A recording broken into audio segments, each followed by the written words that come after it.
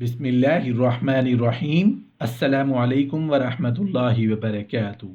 شادی کی پہلی رات کے اصول۔ شادی کی رات انسان کی زندگی کی اہم ترین رات ہوتی ہے۔ یہ ایک ناقابل فراموش یادگار رات ہوتی ہے۔ میاں بیوی اپنی زندگی کے بہت سے تلخ و شیریں حادثات فراموش کر سکتے ہیں، لیکن اس رات یعنی شادی کی پہلی رات کو نہیں بھول پاتے۔ شادی کی پہلی رات میں چونکہ دولہا کا کردار بڑا اہم ہوتا ہے، اس لیے دولہا کو چاہیے کہ دلہن کے ساتھ نرمی اور ملاطفت کا برتاؤ کرے۔ مثلا اس کے لیے کھانے پینے کی کوئی چیز پیش کرے۔ حضرت اسماء بنت یزید رضی اللہ عنہا کی روایت ہے کہ انہوں نے ہی حضرت عائشہ صدیقہ رضی اللہ عنہا کو تیار کر کے شادی کی رات نبی کریم صلی اللہ علیہ وآلہ وسلم کے لیے پیش کیا تھا۔ دودھ کا ایک پیالہ لایا گیا، اس میں سے نبی کریم صلی اللہ علیہ وآلہ وسلم نے کچھ نوش فرمایا، پھر باقی بچا ہوا حضرت عائشہ صدیقہ رضی اللہ عنہا کو دے دیا۔ وہ شرمانے لگیں تو حضرت اسماء رضی اللہ عنہا نے ان کو ڈانٹا اور کہا کہ اللہ کے رسول صلی اللہ علیہ وآلہ وسلم کے ہاتھ سے پیالہ لے کر تم بھی پیو۔ تو حضرت عائشہ صدیقہ رضی اللہ عنہا نے سر جھکا لیا اور پیالہ لے کر اس میں سے تھوڑا سا پیا۔ دولہا اجلائے عروسی کا دروازہ بند کر لے۔ جب دونوں کمرے کی تنہائیوں میں بند ہو جائیں اور خلوت میسر ہو جائے تو دولہا اپنا دایاں ہاتھ دلہن کی پیشانی پر رکھے، یعنی اپنی ہتھیلی کا کچھ حصہ پیشانی پر اور کچھ حصہ سر کے اگلے حصہ کے بالوں پر رکھے اور برکت کی دعا کرے۔ ایک حدیث ہے جس کا مفہوم اس طرح ہے کہ نبی کریم صلی اللہ علیہ وآلہ وسلم نے فرمایا، جب تم میں سے کوئی کسی عورت سے شادی کرے تو اس کی پیشانی پر اپنا ہاتھ رکھے اور بسم اللہ کہہ کر برکت کی دعا کرے اور یہ دعا پڑھے، اللہم انی اسألک من خیرہا و خیر ما جبلتہا علیہ وَأَعُوذُ بِكَ مِن شَرِّهَا وَشَرِّ مَا جَبَلْتَهَا عَلَيْهِ۔ پھر دلہن یعنی بیوی کو کپڑے تبدیل کرنے کا حکم دے، پھر دونوں مل کر ایک ساتھ وضو کریں اور 2 رکعت نفل ادا کریں، جیسا کہ سلف صالحین سے یہ بات منقول ہے۔ شادی کی رات کے تعلق سے مردوں اور عورتوں میں یہ بات مشہور ہے کہ یہ جنسی عمل کی رات ہے، لیکن جب ایک دولہا اللہ کے ذکر اور نفلی صلات سے یہ رات شروع کرے گا تو عورت کی پوری سوچ بدل جائے گی۔ جب عورت کو دولہا وضو کرنے اور اپنے ساتھ 2 رکعت پڑھنے کا حکم دے گا تو عورت سوچے گی یہ شخص نکاح سے صرف لذت اندوزی نہیں چاہتا، بلکہ یہ رسول اکرم صلی اللہ علیہ وآلہ وسلم کی سنت و شریعت کے مطابق زندگی گزارنا چاہتا ہے، صالح اولاد پیدا کر کے ان کی تعلیم و تربیت کرنا چاہتا ہے۔ یہ ظاہری ملمہ سازیوں سے فریب کھانے والا اور جھوٹے بناؤ سنگار اور دکھاوے کے سامانوں پر فدا ہونے والا نہیں ہے، کیونکہ اگر ایسی بات ہوتی تو وہ بناؤ سنگار جس پر اتنا قیمتی وقت اور پیسہ خرچ کیا گیا ہے اسے چند منٹ میں وضو کر کے دھونے کے لیے نہیں کہتا۔ ساری زیب و زینت، ساری سجاوٹ کو یوں ہی ختم نہیں کر دیتا۔ یہ دیکھ کر عورت کا مرد کے تئیں تصور پوری طرح تبدیل ہو جائے گا اور وہ جان جائے گی کہ یہ شوہر اللہ کے حکم اور رسول اللہ صلی اللہ علیہ وآلہ وسلم کی سنت کے مطابق ایک صالح خاندان پیدا کرنا چاہتا ہے اور اسی روش پر اپنی زندگی گزارنا چاہتا ہے۔ یہ بات ذہن نشین رہے کہ عورت کا سب سے مضبوط ہتھیار اس کی جنسی طاقت ہے۔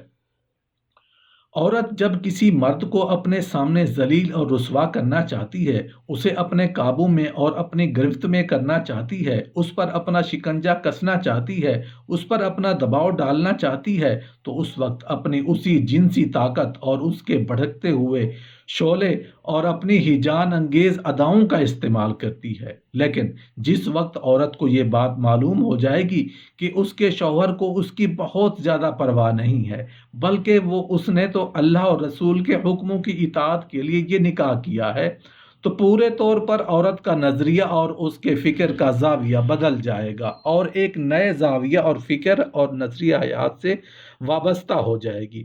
اسے اس بات کا احساس ہو جائے گا کہ جنسی عمل اس کے شوہر کے یہاں کوئی زیادہ اہمیت کا حامل نہیں، بلکہ وہ ایسی اولاد پیدا کرنے کا خواہش مند ہے جو اللہ کی توحید پر قائم اور اتباع سنت کی راہ پر گامزن ہوں۔ حضرت ابو درداء رضی اللہ عنہ نے اپنی بیوی سے شادی کی پہلی رات میں کہا تھا، جس وقت تم مجھے غصہ میں دیکھو تو تم مجھے منا لینا، اور جب تم غصہ میں رہو گی تو میں تمہیں منا لوں گا۔ اگر ایسا نہیں ہوا تو پھر ہم دونوں میں نباہ مشکل ہو جائے گا۔ غور کیجئے کہ ان مختصر سے کلمات میں کامیاب زندگی گزارنے کا کتنا بہترین نسخہ پیش کیا گیا ہے۔ شادی کی رات وہ رات ہے جس میں ایک عورت اپنے مانوس آشیانے کو چھوڑ کر ایک نئے غیر مانوس گھر کو منتقل ہوتی ہے۔ یہاں پر اسے نئے مکان، نئی جگہ اور نئے تجربے کی وحشت ہوتی ہے۔ شرم و حیا کا اپنا الگ کردار ہوتا ہے۔ مستقبل کے بہت سے خوف اندیشے دل و دماغ پر چھائے رہتے ہیں۔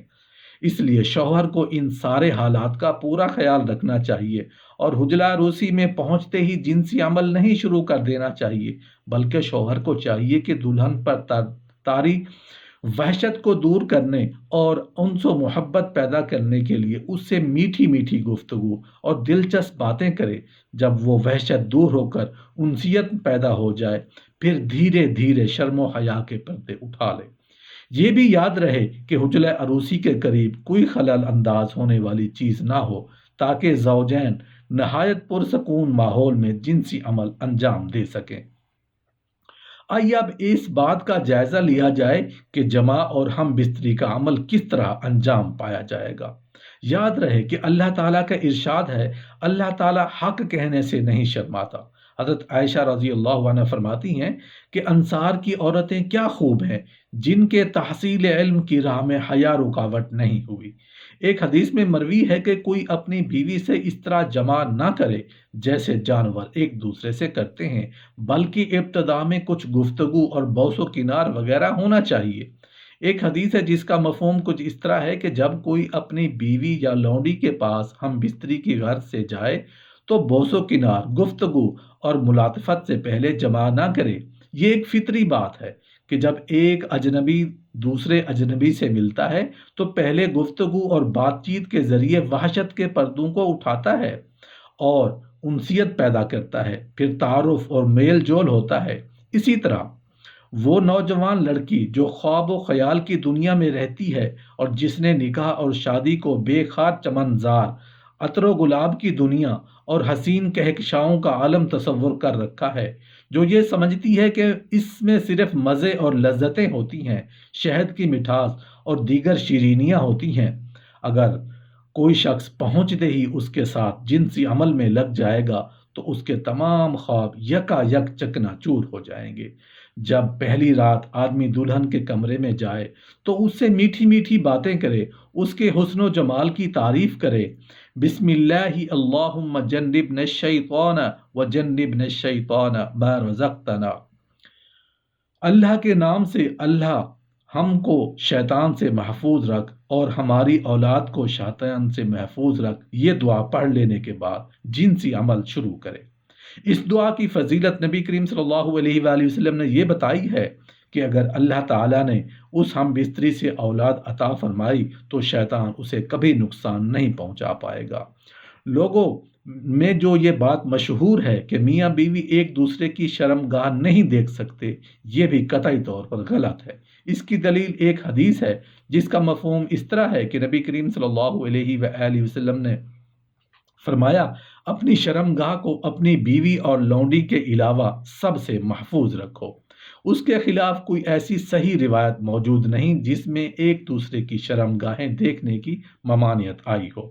واضح رہے کہ مرد کے لیے اپنی بیوی سے ہر حالت اور وحیت میں، شکل و کیفیت میں لطف اندوز ہونا جائز ہے۔ نیز جس وقت دن اور رات میں چاہیں ہم بستری کر سکتے ہیں۔ اللہ جل شانہ سورہ بقرہ کی آیت نمبر 223 میں فرماتے ہیں، تمہاری بیویاں تمہاری کھیتیاں ہیں، اپنی کھیتیوں میں جس طرح چاہو آؤ۔ اس آیت کی وضاحت کرتے ہوئے ایک حدیث ہے جس کا مفہوم اس طرح ہے کہ نبی کریم صلی اللہ علیہ وآلہ وسلم نے فرمایا، آگے سے آؤ اور پیچھے سے آؤ، لیکن پاخانہ کے راستے سے بچو۔ البتہ حیض و نفاس کی حالت میں یا پچھلی شرمگاہ کے راستہ سے لذت اٹھانا حرام ہے۔ صرف وہی راستہ استعمال کرنا جائز اور درست ہے جس سے بچہ پیدا ہوتا ہے۔ اور جو در حقیقت کھیتی کی جگہ ہے۔ ایک حدیث ہے جس کا مفہوم اس طرح ہے کہ نبی کریم صلی اللہ علیہ وآلہ وسلم نے فرمایا، جس شخص نے کسی حیض والی عورت سے جماع کیا یا کسی عورت کے پاخانہ والے راستے سے جماع کیا تو اس نے محمد صلی اللہ علیہ وآلہ وسلم پر نازل ہونے والی شریعت کا کفر کیا۔ ایسے شخص کو اللہ تعالیٰ سے توبہ اور استغفار کرنا چاہیے۔ واضح رہے کہ توبہ صرف زبان سے کہنے کا نام نہیں، بلکہ توبہ کا مفہوم یہ ہے کہ اس کی شرطوں کو پورا کیا جائے، یعنی وہ عمل جس سے توبہ کیا جا رہا ہے اسے فوری طور پر قطعاً ترک کر دے، اس پر نادم و شرمندہ ہو اور آئندہ کے لیے پختہ عزم کرے کہ اسے یہ حرکت کبھی نہیں دہرانی ہے۔ یاد رہے کہ نوجوان دوستوں کی محفل میں یا کسی بھی شخص کے سامنے اپنی بیوی کے حسن و جمال کی تعریف یا شب کے اندھیروں میں انجام دیے گئے خانگی رازوں کا بیان حرام ہے۔ یہ بات شرعی اور عقلی تو ہر طور پر درست نہیں کہ رات کی تنہائی میں اپنی بیوی کے ساتھ کیے گئے جنسی اعمال کی تفصیل کسی سے بیان کرنا انتہائی گھناؤنا، غیر مہذب اور غیر فطری عمل ہے۔ شریعت نے اس سے سختی سے روکا ہے اور اسے حرام قرار دیا ہے۔ ایک حدیث ہے جس کا مفہوم ہے کہ نبی کریم صلی اللہ علیہ وآلہ وسلم نے فرمایا، قیامت کے روز اللہ کے یہاں سب سے بدتر مرتبہ والا وہ شخص ہوگا جو اپنی عورت سے ملاپ کرے اور عورت اس سے ملاپ کرے، پھر وہ شوہر بیوی کے راز کو پھیلائے۔ راز پھیلانے کا مفہوم یہ ہے کہ دوستوں میں مزے لے لے کے بیان کرے۔